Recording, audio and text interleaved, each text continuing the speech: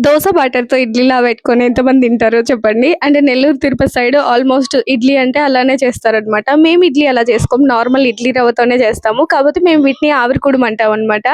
అంటే ఆపరేషన్ అయినప్పుడైనా అని బలమని చేస్తారు. అంటే నల్లగారం చేసి, బాగా నెయ్యేసి అండ్ ఇవి కూడా పెట్టేటప్పుడు కూడా ప్లేట్స్‌కి కూడా నెయ్యి రుద్ది అలా పెడతారనమాట. చాలా బలమని చెప్తారు.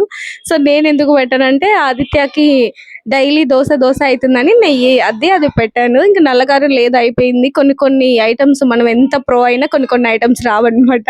అదే నల్లగారం ఇలాంటివి రావు. అమ్మ వాళ్ళొచ్చి చేయాల్సిందే.